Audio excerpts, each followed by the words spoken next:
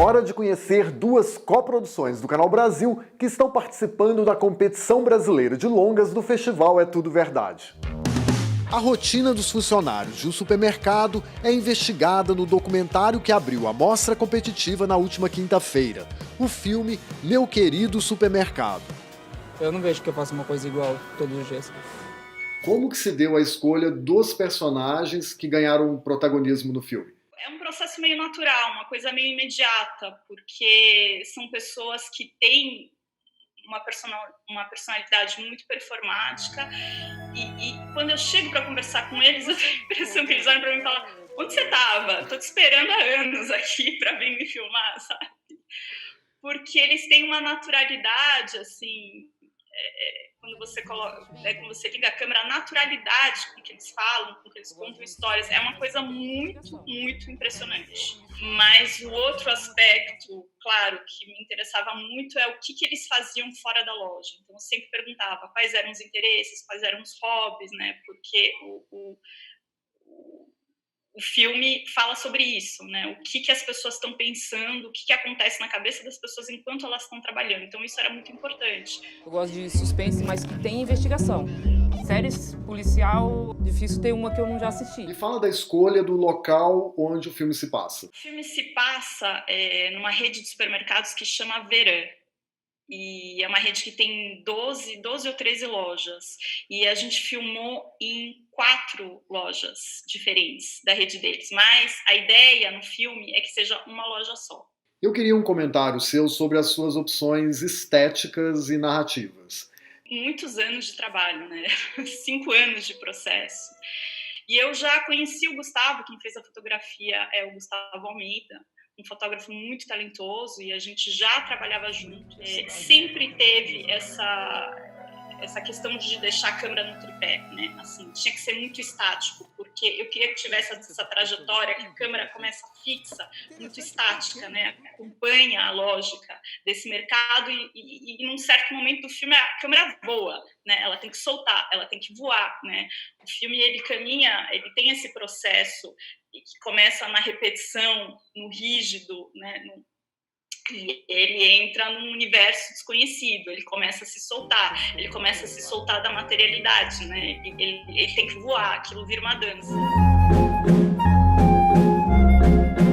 A trilha foi feita por 2 músicos contemporâneos que chamam Alex Book e André De Silo. Esse é o primeiro filme deles. Desde o esboço, já era um projeto muito musical.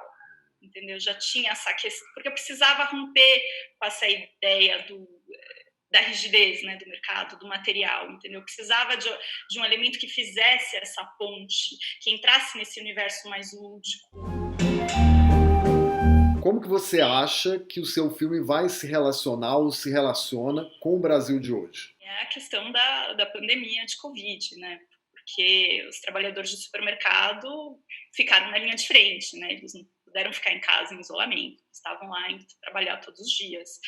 Então, em muitos países do mundo, o supermercado era o único lugar que as pessoas podiam ir, né? Então, assim, eu acho que uma ida a um supermercado já não era um evento tão comum, né? As pessoas passaram a reparar nas pessoas, fazer homenagens aos trabalhadores. Então, eu acho que isso agregou significado ao filme, né? E o filme, eu acho que contribui para essa, enfim, para todos esses temas, porque é um filme que mostra a vida, a exuberância da vida que existe aqui dentro. Libelu, Abaixo a Ditadura é a outra coprodução do Canal Brasil que participa da competição brasileira de longas do É Tudo Verdade. Sua exibição online acontece logo mais às 9 horas da noite no site do festival.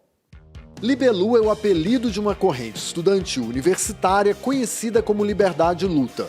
O grupo, criado em 1976 e impulsionado por uma organização clandestina, ganhou fama ao retomar a palavra de ordem abaixo a ditadura. Como e onde você ficou sabendo dessa história e por que resolveu fazer um filme sobre ela? Eu cruzei com várias pessoas, né, no mercado, nas redações e na carreira de jornalista, que tinham sido libelus, Mas também eu fiquei muito surpreendido com o fato de que ali nos anos 70, quando o AI-5 ainda vigia, eles tinham conseguido puxar, incentivar uma onda de passeatas. Isso me deixou, assim, a lembrança, para minha geração, eu tenho 34 anos, a lembrança de 2013 para mim ainda era muito, atravessou muito a minha geração, assim. Então eu fiquei, nossa, isso existiu, né? E aí eu comecei a puxar esse fio. Você vê, o movimento estudantil era uma coisa muito careta, na real. A Libelu era completamente diferente. Quem participa do filme, por que a opção pelas entrevistas? A gente fez um mosaico de vozes ali no filme. São 20 pessoas que falam no filme. Tem dirigentes falando no filme. A gente tem pessoas que são militantes de base, que eram militantes organizados, trotskistas, mas que eram militantes da base da organização e militavam na Libelu. E a gente tem gente também que acabou não sendo cooptada, como eles diziam à época, né? Você tem gente, por outro lado, que seguiu no mercado de jornalismo, né? E viraram figuras importantes do jornalismo. Então você tem essas pessoas, e para citar alguns nomes, você tem, falando no filme, o Antônio Palocci, por exemplo, que foi uma figura muito importante da liberdade de luta e que virou ministro-chefe da Casa Civil da Dilma, ministro da Fazenda do Lula, e depois foi preso e deu a entrevista em prisão domiciliar para o filme. Você tem, como eu disse, o Ricardo Mello, que foi presidente da EBC, você tem o Eugênio Butti, que é articulista do Estadão e foi presidente da Radiobras, você tem a Cleusa Turra, que era uma expressão, era como uma figura muito procurada pela mídia na época, que era um rosto da organização e deu entrevista nas páginas amarelas. Então você tem todo esse tipo de figura. Tá todo mundo preso! Certamente é um filme que fala sobre ditadura, ele tem o grito retomado pela liberdade de luta no título, que é o Abaixo a Ditadura, e que de uma maneira macabra vem se tornando cada vez mais atual, mas ele fala também da vida dessas pessoas que falam num mosaico de vozes ali, que é isso, como é a vida depois dos melhores anos. Como que você acha que os estudantes de hoje vão reagir a esse filme? Ele tem uma coisa de trazer um debate de uma outra época que pode ser útil de alguma forma, eu espero, né? Você tem muita coisa muitas coisas que se falam no filme, uma delas é essa rixa entre correntes de esquerda. Mas tem uma coisa que eu acho bonita na diferença, você tinha, sei lá, a Liberdade de Luta, a Refazendo, a Caminhando, você tinha outras correntes políticas na época que, inclusive, eram mais numerosas que a Liberdade de Luta.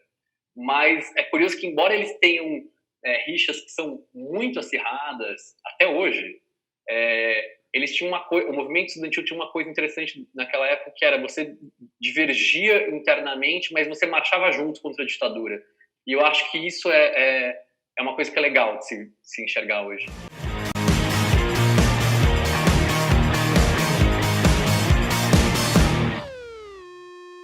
O que você tá fazendo?